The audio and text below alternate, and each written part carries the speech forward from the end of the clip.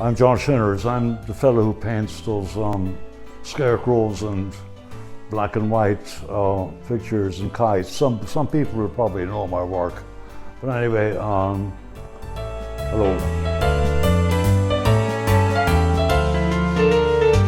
I think the best way that I could answer that question is to describe what would be a normal day for me. And that would be, I work in two studios, you see. I work in this one here for larger work, and I work in the house studio for smaller work. But normally my day would start around 5 o'clock in the afternoon. And then I would work until I would work until 10 o'clock that night, summer and winter. This is on a practically daily basis, with a few exceptions.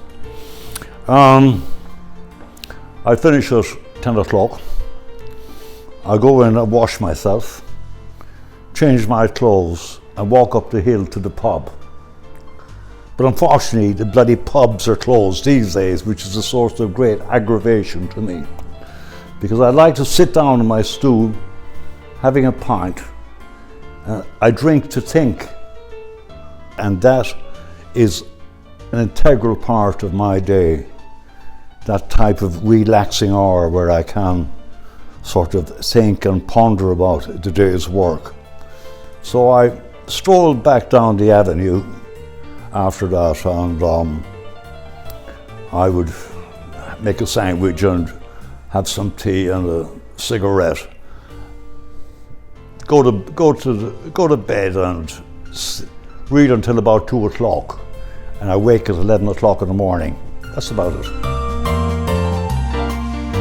What I observe around me, this is what is the basis of what I make, what I execute. I don't get a type of, I don't like the word inspiration very much anyway, but I don't get any sort of mood from poetry, because I don't read very much poetry. It's so complex these days, poetry. Anyway, with regard to philosophy, I live by my own philosophy. Music, you might say, is merely an accompaniment to my work when I am painting. I find it a presence in the room. It's a bit like, just a tool in a way that helps me to sort of, just to feel a bit better. Having a cigarette and a cup of coffee and listening to music and painting at the same time. It's a perfect little ingredient of a balance in a way. It's a tool, as I said, a bit like photographs are a tool for painting. I don't use the camera very much, but photography is of use to me in painting, just like music is, etc. So these aspects are just an accessory, all right, for me in the most comfortable situation where I am, to listen to the music, to have the tools that I want, etc., etc. I've never been influenced by anybody, only myself. I mean, I don't see the world through other people's eyes. I see the world through my own vision. Granted, if influence in the sense of the word, if I've been influenced by other people's acts, their deeds, etc., there isn't anyone that I ever could look up to, or I never did anyway. But with regard to the visuals through art, in a way, I realized that when I was about 12 or 13 that I was looking at the world through a picture frame. And that was the way I visualized the world. And I could introduce aspects into that frame that weren't there whatsoever. I mean, I was highly intelligent, ultra-sensitive and highly imaginative child. Plus the ability, I was able to draw very well when I was young. I don't mean that in any immodest type of way, but that's how I was able to copy faithfully And so I just gradually made pictures, and I evolved into the creature that I am now, or the artist that I am now. But I mean, people influencing me, no.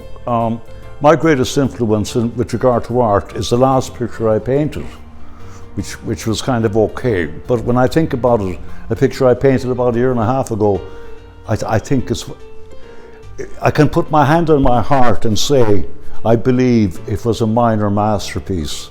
And I think that any artist who can say that should consider himself or herself very fortunate. Well, I suppose if I didn't paint, I'd be an occasional inmate of Ireland's version of the Betty Ford Clinic. It is why I paint is for a purpose. There's an old cliche about getting out of bed in the morning, and the first thing you think of, well, when you're younger, you think of other things like, but at my stage in life, when I rise in the morning, the first thing I think of is the picture outside my easel in the studio, or the picture here in the studio here, and this is my preoccupation. So there's no, I mean, because as I said, you could answer that question by saying something like, why do people climb Mount Everest? I have the foggiest idea why they climb Mount Everest. It's a daft idea. That's just because they say, I've climbed Mount Everest and you didn't. It's not bullshit, Or I can run faster than you in the 1,000 meters at the Olympics. I'm not interested in that type of competitiveness at all. So I just paint because I consider myself reasonably good at it. It occupies my time. When I do find that I have finished the work, if a work is ever finished, I find a quiet satisfaction and gratification in that. And that's what keeps me alive.